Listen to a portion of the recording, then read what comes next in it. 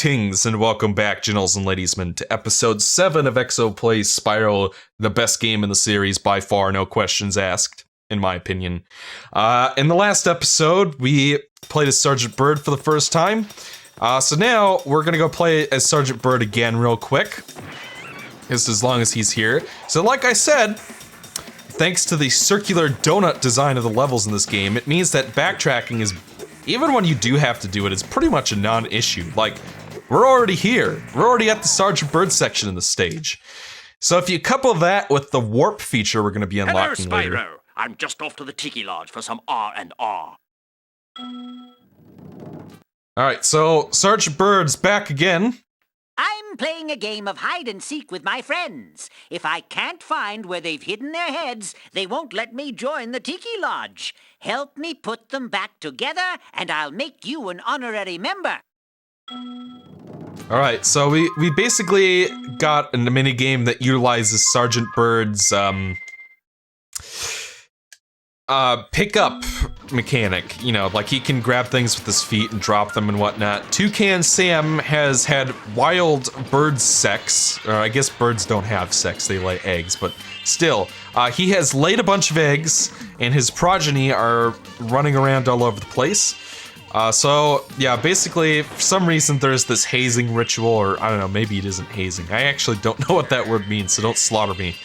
But these tikis have lost their heads, and in order to get into the Tiki Lodge, this Tiki man here has to bring all the heads back to the respective bodies. But we're actually not gonna do that quite yet, because there is a skill point we can get in this level if we do something else with the heads, and I'm not sure how you're supposed to figure it out, honestly. So that means that Molten Crater does have more than one skill point in it, because before we had that one skill point where we had to, you know, we had to basically, there was this wall you had to supercharge through, and then you got a butterfly. Ah, shit! I didn't want to do that. Well, we get to reset the section, folks. Hope you weren't getting too attached to it. Force of Habit, I only learned about this skill point not too long ago, actually. And I did learn from a commenter that it is actually possible to glitch into pretty much all of these sections here. Like, what I mean by all the secondary character sections within levels, like apparently there's like the loading zone extends above the door, so if you jump into it properly, you can glitch through. Which is certainly easier than the method of reducing backtracking in Spyro 2, where you have to glitch and fight the bosses early. So I prefer this as well. Just you know, just another reason why this third game is a much better game on the whole than Spyro 2 was. But no need to rub more salt in that wound, because I've already pissed off enough people with that as is. Regardless, yeah, that in order to get the skill point in this area, we need to grab the heads and bring them to the platform in the center. Do not put the heads on the bodies quite yet. We will do that after we finish with the skill point. So yeah. So this area is actually pretty interestingly designed and makes pretty good use of one of Sgt Bird's mechanics that wouldn't have gotten much use otherwise. Like when we play as Sgt Bird again, and a couple other levels, they all kind of make use of one of his mechanics. Like the first one was kind of an all-around tutorial. This section makes use of the pick up and drop mechanic. The next level we're going to be seeing him in makes use of just kind of his flying and shooting abilities. And then the last stage we play makes a lot of use of his strafing ability. Strafing and shooting, basically. And it's kind of like a sudden death sort of scenario. So yeah, considering that Sgt Bird only has 4 sections in the game, each of the ones they picked ended up being pretty well done, or making a different use of his abilities, which is, you know, considering that they only had 4 and I would have preferred more, what they were able to do with just the 4 that they have, I think is pretty commendable. So Sgt Bird, he's a good character, he's fun to play as. I don't hate playing as him at all. I think he could, you know, I've been over all of this before, you guys get the point, but yeah, I certainly liked doing this much more than the racing sections in Crash 3, which, like, I got stuck on the second one for ages, and it was really annoying, and none of the alternate gameplay styles in Spyro 3 are nearly as annoying as you know, or out of place as the ones from Crash 3. I feel like this is much closer to Spyro's gameplay than racing in Crash 3 ever was. But, you know, I'm not trying to shit all over Crash 3, because I do think it's a decent platformer for its time. And I actually think I might like it more than the second game on the whole, but... Okay, so if you bring all the tiki heads to this middle platform, they'll dance around and you'll get a skill point. Now that we've done that, we can go put the heads on the bodies and grab the egg for this area. Once again, we have this camera feature to make it that much easier. Like, you know, say what you will about Sgt Bird, but he controls perfectly. You know, with that caveat being that you do have to know to set the camera to active, which is kind of stupid. They should have designed it so that it works the same way in active and passive. But regardless, you know, his underlying mechanics and controls are just fine, perfectly sound. It's something different, but not too different. I like all the alternate gameplay styles in this game. I think they're just fine. I think they're fun. I think they fit in with Spyro perfectly, but don't depart too far from him. Take this egg as a sign of your honorary membership in the lodge. And with that, we have fully completed Molten Crater. So it's like, even though... That's never happened before. I hope it's not a bad omen. So as you can see, there is backtracking in this game, and we have now fully completed it. Yep, there we go. But it only took us like 2 seconds to get to this gate, and even then, you know, the section itself that we played was brand new. This isn't like Shady Oasis, where they force you to basically replay the entire level and kill all the enemies to reactivate the power-up, only for you to do a couple head bashes and call it a day. This is not like Glimmer, where they make you come back and reactivate the portals, only for you to grab a few gems and light a few lanterns and call it a day. You get a brand new section of the level you didn't get to play before. This is way better backtracking-wise than Spyro 2 ever was. And while I do still think the fact that there is backtracking is a problem, I would have preferred that every level in this game I could have completed in one shot. This to me is a better compromise. This to me is a more intelligent use of it. Like, from a story perspective at least, it makes sense why you wouldn't be able to play as these characters right away, and there's some story satisfaction in that. You're basically slowly helping the Forgotten Worlds take themselves back from the sorceress, and you know, that's all well and good. Actually, let's go play a different level. We kind of skipped over it earlier, and it has one of my favorite minigames as well. Well, we should be able to figure out how to do that in terms of how the clock is working and whatnot, because we only have 13 minutes left, but at the rate we're going, we should be able to squeeze in the minigame I'm thinking of, starting with the next part, because this level actually is kind of long. Those crummy Rhinox forced us to build a statue of the sorceress. Then, after we built it, she complained it was too ugly. If you ask me, the statue is much prettier than she is. Yep, so this level, as you can see, plays Sgt Bird's theme song. Like, each of the characters have their own theme, actually, which will play during their sections. Like, Sheila has the and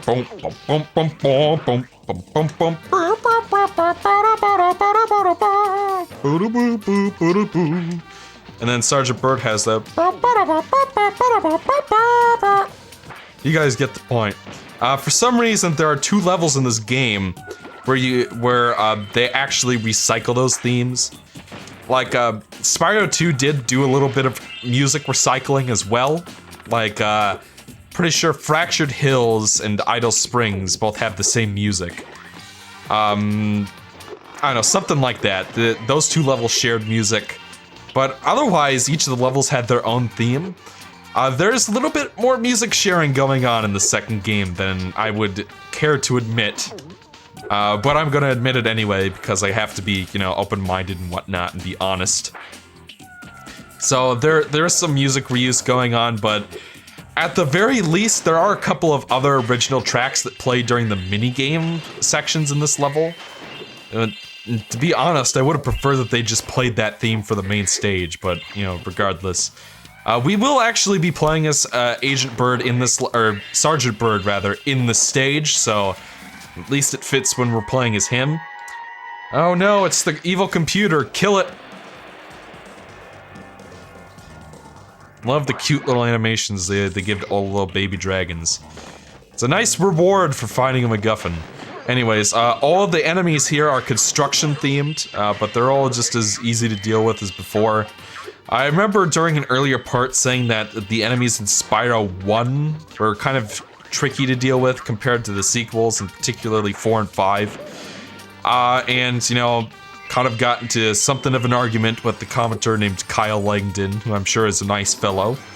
And, you know, I do have to admit that maybe I was being a little bit overzealous when we had that discussion. Playing the second and third games again, like basically I said that the original Spyro trilogy had somewhat tricky enemies to deal with, and that the fourth and fifth game is screwed up. That being Enter the Dragonfly and A Hero's Tale by making the enemies so easy. Having replayed these again, I might have to contradict myself on that, take that statement back. Spyro 1, I think, still has decently tricky enemies to fight. But Spyro 2 and 3, if I'm being perfectly honest, the enemies in these games are really freaking easy to deal with. They're just as easy to deal with as anything in the fourth and fifth game, so... Well, except for one level we'll be playing later, and the difficulty still does ramp up throughout the game, so I can give it credit for that much, but, you know, still, these enemies are not tricky to deal with at all, especially if you've played the game before. Like, maybe if you're not used to the big guys. Like, these guys, the guys with the hammers basically attack the same way as the Earthshapers did in the second game, and if you jump before moving towards them, then you can avoid their attacks so easily. So yeah, there's another flaw for you. The combat in this game is too easy on the whole. Or at least most of the enemies don't put up a fair challenge. So, like I said, I love this game, but it is not flawless. I'm almost ready to reveal my latest piece of real-time, four-dimensional performance art. It's called Hideous Exploding Witch No. 9. If you can just light the 3 rockets around here, my masterpiece shall be complete. Alright, so we'll go ahead and set off this rocket.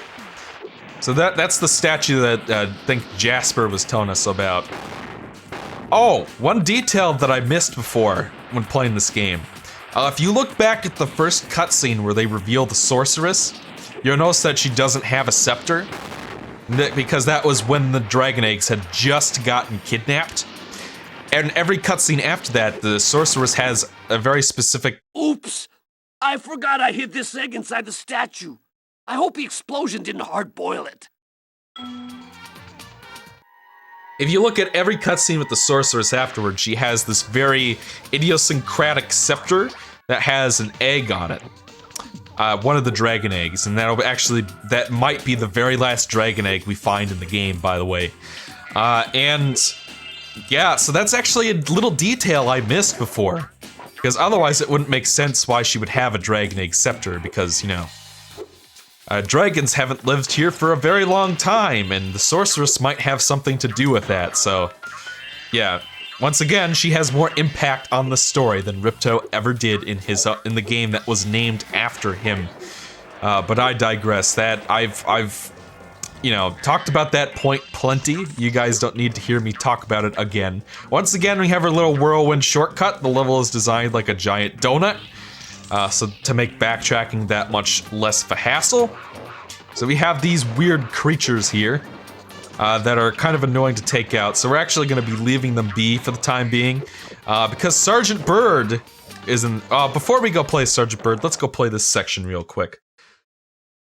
I talked about this earlier, but this is actually one of my favorite minigames in Spyro 3. And it's everything that a certain minigame from the second game should have been. I was playing catch with my pet wolf Farley, but I accidentally threw his ball down this hole, and he went in after it. Now he's stuck down there. I feel so helpless, sitting up here, listening to his steadily softening whimpers. Don't cry, Wolf. Never cry, Wolf. So this poor guy has lost his pet, Farley, who is this adorable little wolf. Look at that, he is so cute! Oh, Farley here. Okay, so this is kind of like the George the Snow Leopard minigame, except it's actually good. The Snow Leopard minigame is one of the most baffling minigames in Spyro 2. Like, basically all you did was flame a few fish into his mouth, and then he followed you back to his owner. This is actually a puzzle platforming section. It's actually really well executed. Basically, Farley here loves his ball there, and you can use Farley to weigh down switches so that you can progress through this little section. Which is actually really fun and interesting and creative and a good use of Spyro's mechanics and something a little bit different from the core level design. Like when people say that, you know, the alternate characters are the reason why they don't like this game, I feel like we're really selling some of these Spyro minigames short. Like, anytime that you play a Spyro in a minigame, this is, you know, they're usually really interesting and fun minigames when they do use Spyro's core mechanics. Like, this is better than any of the minigames in Spyro 2, easily.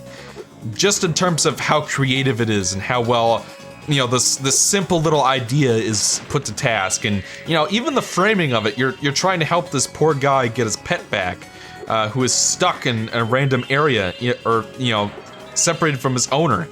That's interesting. None of the previous two games ever did anything like that. Okay, so then this platform will raise, we'll hit the switch, and we're actually getting pretty close to the end of this section. So even then, it's not that long. So it looks like we're actually pretty close to his owner. So it's not like the section drags on for a billion years either. But, you know, interesting kind of puzzle ideas. You get to fight some enemies, good use of Spyro's core mechanics. This is a really well done minigame, definitely one of the highlights of Spyro 3 for sure. And I love this music. Hey, you found Farley! How can I ever thank you? I mean, I could give you this old egg, but Farley's been chewing on it and it's kinda slimy. Oh well, it's the thought that counts, right?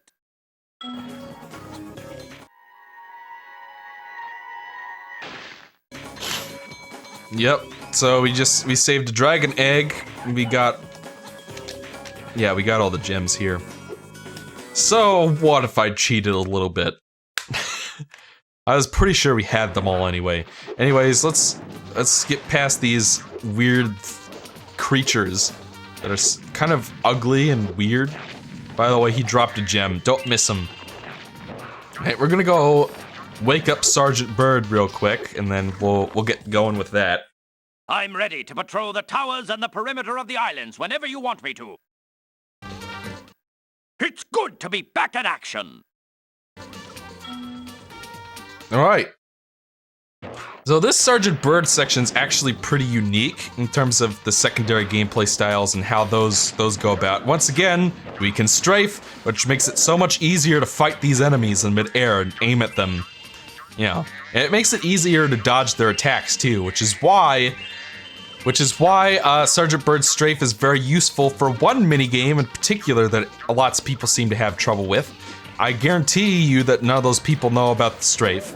And to be fair to them, the game doesn't tell you you can strafe. Like, it's not even in the help thing, so I can't say I blame people for not knowing about that, but at the same time, it pretty much resolves the biggest issue that people have with Sgt Bird, so yeah, definitely the next time any of the folks at home, if you don't like Sgt Bird and don't enjoy playing as him, maybe give the strafing a shot next time you play the game, and maybe it'll make it a little bit better for you. Maybe you'll enjoy him somewhat more.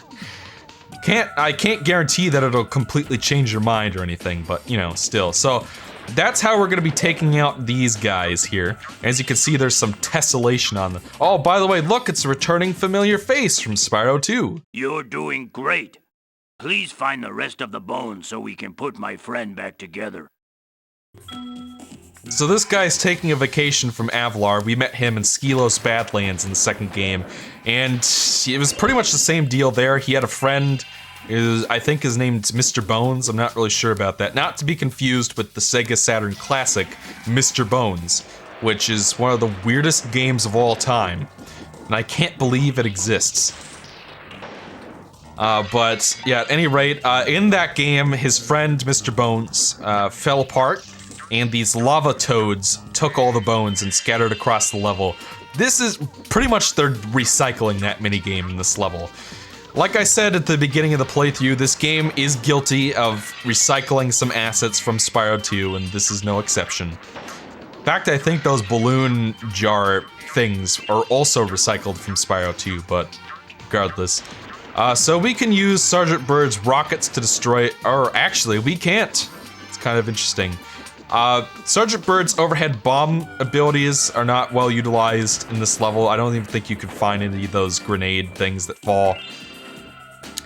When you kill these these green guys in midair, the green gems will automatically fly into you like those birds from Icy Peak. So you don't have to worry about them falling into the abyss like this is like fucking Enter the Dragonfly or something. But yeah, you do want to be careful about any of the ones that you kill above ground. Those are gonna drop gems on the ground, and you might accidentally miss those. And oh my god, look at the tessellation on that model as it gets farther away from us. That's basically where, when a character model is a certain distance away from the camera, the game will basically swap to a lower quality model to basically... It's pretty much the same idea as mip mapping, whereas mip mapping is for textures, you know. Anyways, I think we've destroyed all the green guys, except that one up there, so we'll go get him real quick, and then we'll go after the rest of the lava toads before time runs out here. Because we're pretty much done with Sgt. Bird already. Because, you know, what I do really like about Spyro 3 is that, you know, despite all of the minigames that are in each level and how varied it is, levels still go by fairly quickly by collectathon standards. Like, compare this to, like, Grunty Industries and Banjo-Tooie, which goes on for a fucking eternity. And it is really hard to navigate on top of that. There's nothing in Spyro 3 that's even close to that obnoxious, despite how much they managed to fit into every level. So, I find that these... Here, have this. I was going to keep it as a souvenir, but I don't have room in my luggage. So, we've rescued this egg, who is named Ralph. Or, not to be confused with Wreck-It Ralph, which is getting a sequel. My friend is feeling much better now. Oh no! He started his bone dance again. This is also recycled from Spyro 2. Like I said, this game, I may love this game, but it has flaws, and yeah, asset reuse is definitely one of them. You probably did not need to bring these two characters back. We could have had, you know, unique characters, like maybe there was a statue of one of those statue builder guys, and it got scattered into 5 pieces, or 8 pieces, and you have to get the 8 pieces back to rebuild the statue. They could have done that instead, which is admittedly kind of similar to that one funky mission of DKC 2 on the GBA, but regardless. We'll go grab a couple more gems, then we'll call it apart. There is that one case we will have to break open with Spyro, but everything else we should be able to get as Sgt. Bird. So there's some gems in that little alcove over there. I'm pretty sure that we could not pick up before us. We'll go grab them real quick. If I can fucking get the, you know, remember to hold down both the buttons. Oh, am I gonna say how great it is to have that camera censoring feature on just, you know, like one button? Is, you know, as weird as it is to think about having to strafe in a Spyro game, it is true that this has been around. That mechanic was in Spyro 1, actually. When you pressed L1 and R1, Spyro would do like a roll on the ground to avoid enemies. So yeah, it's nothing too out of left field, honestly. But yeah, we've finished playing as Sgt. Bird, so we'll go over here and swap over to Spyro real quick. I'm ready to patrol the towers. I'll be here when you need me. Alright folks, I'll see you guys in the next part. Until then, I'm Exo and I'll see you guys next time.